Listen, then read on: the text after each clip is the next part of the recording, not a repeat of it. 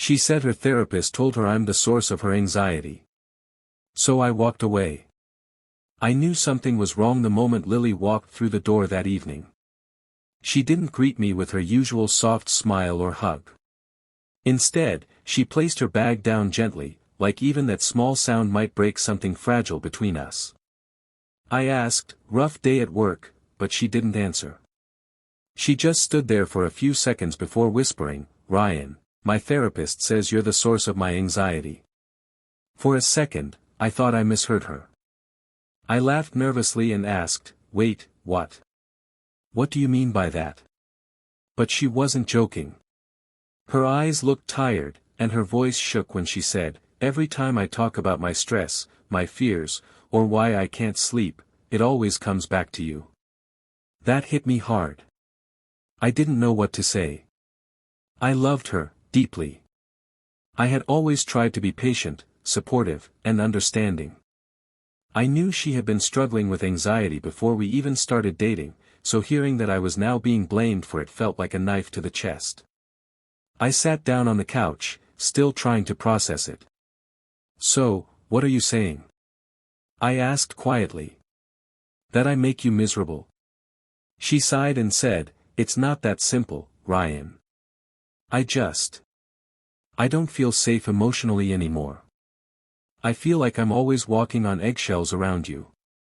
That hurt even more because I honestly thought I'd been doing everything right. I never yelled at her, never insulted her, and whenever she had panic attacks, I'd stay up all night to make sure she was okay. I thought I was helping, but maybe, somehow, I wasn't. The room felt heavy. The air between us was filled with silence and confusion. My heart was racing, but she looked calm, almost detached, as if she had already made peace with her decision. I asked, "So, what does your therapist suggest you do?" She looked away and said, "Take a break. Maybe, step away for a while." I nodded slowly. I wanted to fight back, to defend myself, but instead, I just whispered, "I see." I stood up, walked to our bedroom, and began packing my things. She didn't try to stop me. She didn't even ask where I was going. She just sat there, staring at the floor, holding her phone like she was waiting for another session to start. When I finished packing, I stood at the door for a moment. "If you ever realize I wasn't your enemy," I said quietly, "you know where to find me." Then I walked out. That night, I stayed in a small motel on the other side of town. My phone buzzed a few times, but I couldn't bring myself to look. I told myself I was done, but deep down, I knew the story wasn't over. That night, I couldn't sleep. The motel room was quiet, except for the sound of the air conditioner humming in the corner. I stared at the ceiling, thinking about her words, "My therapist says you're the source of my anxiety." The more I replayed it in my head, the more it hurt. I started questioning every argument, every disagreement, every moment I might have raised my voice or failed to understand her. Was I really that bad? Did I make her feel unsafe without realizing it? Around 1 a.m., my phone buzzed. It was a message from Lily. "Are you okay?" I didn't reply. I didn't know what to say. After a few minutes, another message came in. "I didn't mean to hurt you. I just need space to figure myself out." That line, "figure myself out," said everything. It wasn't really about me. She was lost in her own world, and I had just become part of the chaos she was trying to escape. I turned off my phone and tried to sleep, but the memories kept me awake. I remembered how she'd cry after work, how she'd overthink everything, and how I'd hold her and tell her she was safe. I remembered sitting with her during panic attacks, counting her breaths, whispering, "You're okay, baby, I'm here." But now I wasn't there. And maybe that's what she wanted, or thought she wanted. The next morning, I checked my phone again. There were 5 missed calls and a few more messages. "Ryan, can we talk? I didn't expect you to leave like that. Please answer me." I stared at the screen for a long time before finally typing back. "You said your therapist thinks I'm the source of your anxiety." I'm giving you what she prescribed, space. She replied almost immediately. It's not that simple, Ryan. I didn't mean you're a bad person. I didn't know whether to feel angry or sad. All I knew was that the person I loved now saw me as the reason for her pain. Later that evening, I decided to grab dinner at a nearby restaurant. While waiting for my order, my phone buzzed again, this time, a long message. I hesitated but opened it. Ryan, I talked to my therapist again today. I think I misunderstood her. She didn't mean you're the cause of my anxiety, she meant that I associate my anxiety with the way I depend on you emotionally. I've been using you as a shield instead of healing on my own. I read it twice, then a third time. For a moment, I didn't know whether to laugh or cry. So, all this heartbreak, all those words, were built on a misunderstanding. I typed back. Lily, you should have told me that before asking me to leave. She replied. I know. I panicked. I thought walking away from you would fix me. But now I realize losing you is what's making it worse. I stared at that message for a while. My chest ached, but I didn't know if I could just walk back like nothing happened. Sometimes, when something breaks, even if you glue it back together, the cracks still show. So I wrote one last message. I love you, Lily. But maybe it's time we both heal separately. She read it instantly. No reply came after that. Just silence. And somehow, that silence said everything I needed to hear. 2 weeks passed. Life felt strange without Lily. I'd wake up in the morning and still reach out to her side of the bed, forgetting she wasn't there anymore. Her absence was louder than her presence ever was. The silence in my apartment seemed to echo every thought I tried to avoid.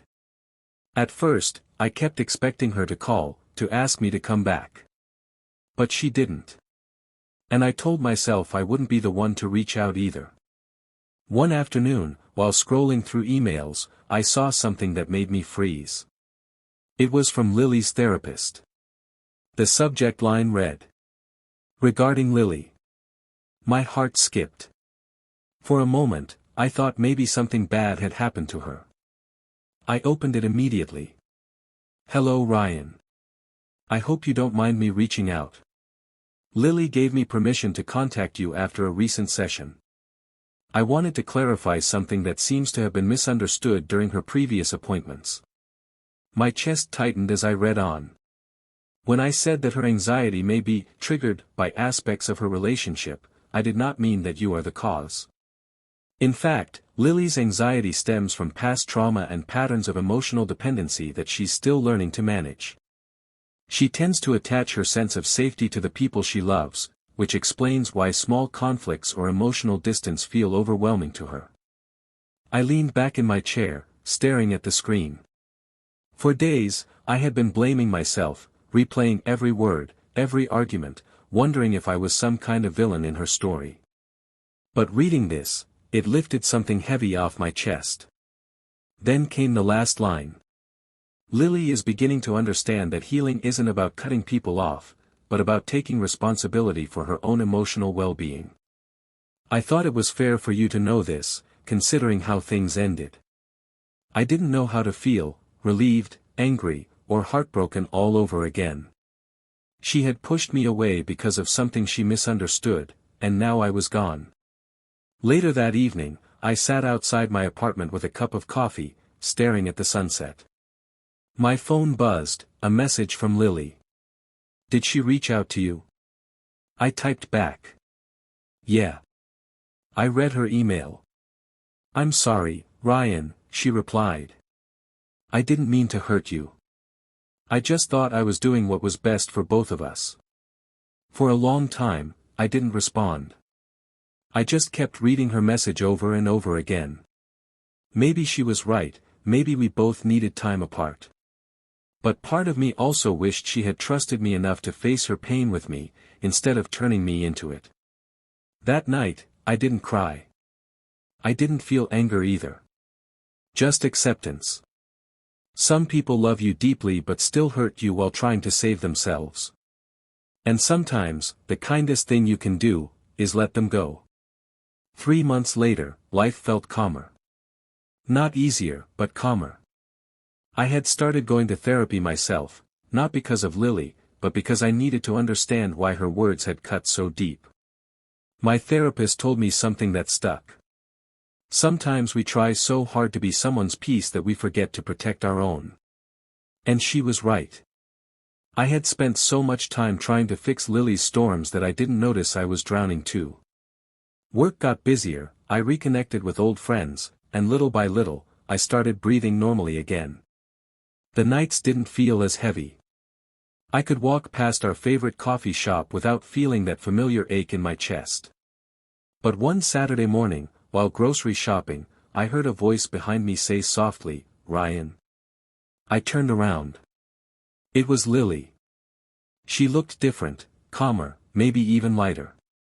Her hair was shorter, and she wasn't wearing makeup, but her eyes, they were softer than I remembered. For a moment, it felt like time had stopped. "Hey," I said, my voice more steady than I expected. "Hey," she replied with a nervous smile. "It's been a while." We stood there awkwardly, surrounded by shopping carts and cereal boxes, like two strangers who shared too much history. She broke the silence first.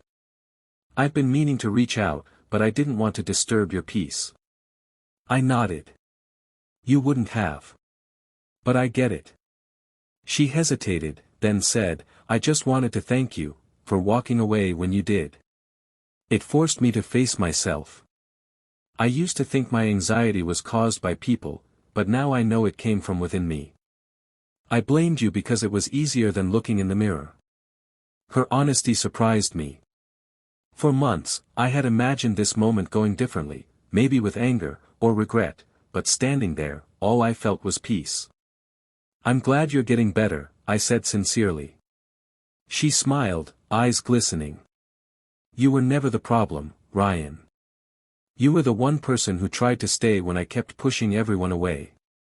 I just didn't know how to receive that kind of love. I didn't know what to say. So I just nodded.